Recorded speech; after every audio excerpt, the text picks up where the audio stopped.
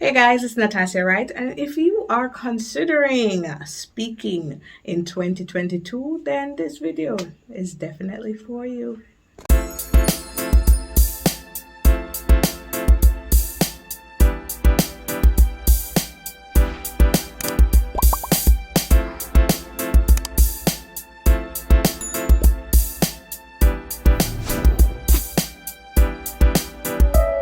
I have been speaking for just over 10 years, pretty much it. And listen, I started speaking through just literally being in university, being in groups, having to do presentations, then moving on to being a part of a particular network marketing company that had such a great team of leaders who encouraged us to grow every single step of the way. I learned public speaking in a more real way at that time. And I was always a shy girl. I think after a while, I learned the art of public speaking. Now, let me tell you, many persons get terrified at the thought of having to face an audience, and they think that's the worst possible thing ever. And they sometimes fear public speaking more than death, actually, because it's hard.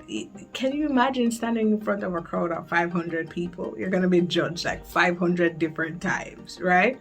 So, public speaking is not for everyone. But if it is something that you are looking forward to in 2022, I'd advise you stick with me. We're going to be talking about some different strategies that I employ throughout my engagements. I think right now I probably have at least 5 engagements every single week.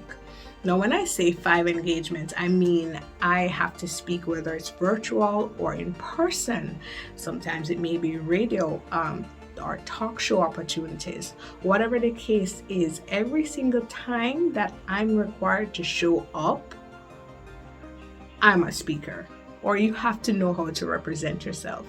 And so if you're even thinking along the line of having a coaching business, then you're gonna have to tune up with your speaking. So first thing I want to share with you, public speaking is not just something that you're born with. It has to be developed.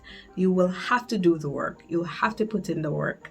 And so the first thing that I always ensure that I have is a speaking plan. I actually have a book right here, and it's one of about, I have like at least 20 of these. And every single engagement, I ensure that I have a plan. I know how I'm going to address the crowd. I know the type of crowd.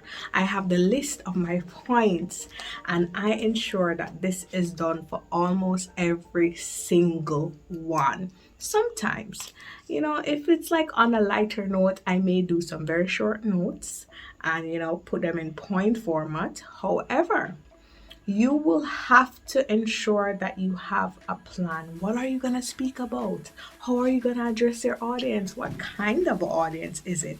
What information do they want to hear? What's the style of presentation that you should use? You have to know all these different things before you go into any arena. After you've done your actual plan with your speaking points, you need to do some research. Now, what kind of research would be relevant to various audience? Like, for example, if I'm going to be talking about let's say something under the, talking about thriving in the pandemic, and I'm going to be having this conversation or this presentation to a group of lawyers. Now, of course, that conversation may sound different from having the same discussion with a group of religious people. I'm just saying it's going to be different because you have to know how to address your crowd. And so after doing the speaking plan, you need to do some research. And that research also should include stories. Now, if you forget anything else I say, ensure every presentation you have stories. There is a quote that says, "Facts tells, but stories sells." If you want to get your audience engaged, you need to have stories that you share with them while you're speaking. Stories, it breaks the ice for you. So ensure you have some really captivating stories in the middle of your presentation. You need to have it all over your presentation, because people's let's say attention span comes and goes, so it's very short. So you have to ensure you have stories to keep you going. Now the next one is that I practice. You can't run away from this. You have to practice, and practice makes perfect. I practice because I want to hear how I sound. I practice because I want to ensure that it flows. I practice because I want to make sure that it makes sense. And sometimes things can happen. Your PowerPoint can get messed up. Your notes may change. Practicing actually helps you with delivery. And so practice is something you want to make perfect. Believe me, I don't go onto any platform without at first doing my research, having a plan, doing a little practice. I must practice. And that's something you need to do as well if you want to be a great speaker. Now, the next one is also wardrobe. How are you going to show up? What are you going to be dressed in? Or what's your makeup going to look like? Are you going to be coordinating with the colors of the company or the colors of the theme? You have to ensure that you are in the right attire. And sometimes it's good to put a little spark in how you look, just to come off vibrant, just to come off with a little passion, just to come off with a little excitement. So you have to plan that as well in your engagement. Just ensure that you are dressed properly, please. Also, I get quiet. So that's another point. Just before my presentation, I do some meditations. I get settled. It's like my woosah calming moment before going on to speak. And it's something that I try to do every single time. I do it with worship music sometimes. Sometimes I'll do it with some jazz, some meditation music, but I always ensure that I get quiet. My husband knows I need those few minutes before going on to be super quiet so that I can focus my energy and just have that superb delivery every time. So that's something that I do. And those 5 minutes or 10 minutes of just relaxing, it does well. It settles your mind. Sometimes throughout the day, you go through so much that it messes up your presentation.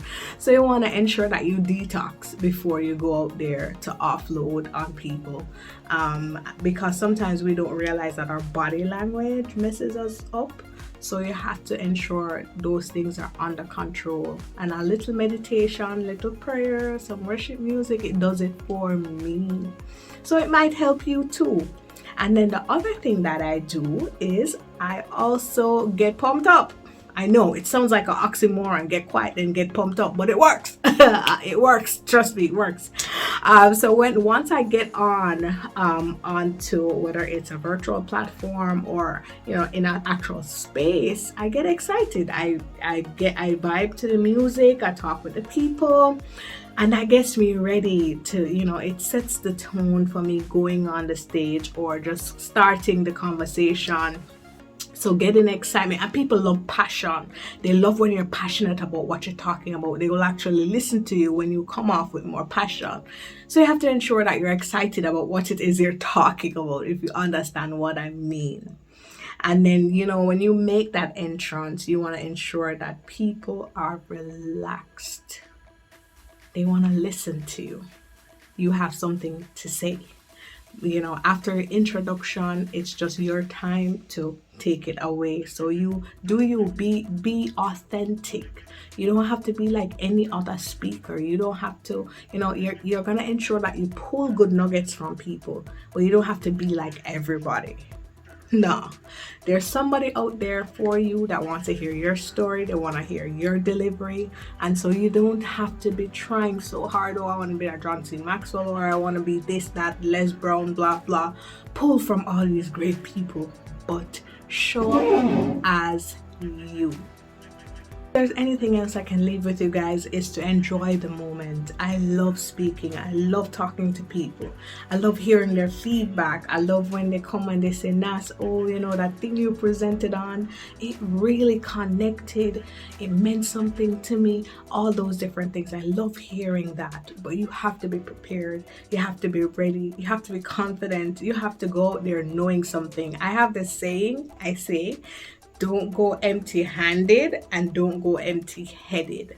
So don't go there not knowing anything. Even if you're gonna do like a 10-minute radio interview or a 10-minute TV presentation, it does not matter. A group of 5, a group of 20, what you want to do is be effective with the 5 and the 20 before the crowd of 20,000 or 200,000 comes. Speaking is an art, but it is also something that is worth enjoying, and I just wanted to share that with you guys. So if you're planning on just, you know, facing large audiences, talking about your story, talking about something academic, whatever it is, just ensure that you follow these points. You can mix it up, but most of all, just be authentic. We want to hear from you in 2022, and so that's why I wanted to share with you guys. Have a blessed week, year, month, whatever. Take care. Make sure you subscribe, like, comment on this video down below. Let me know how you prepare for your engagement if you are a speaker.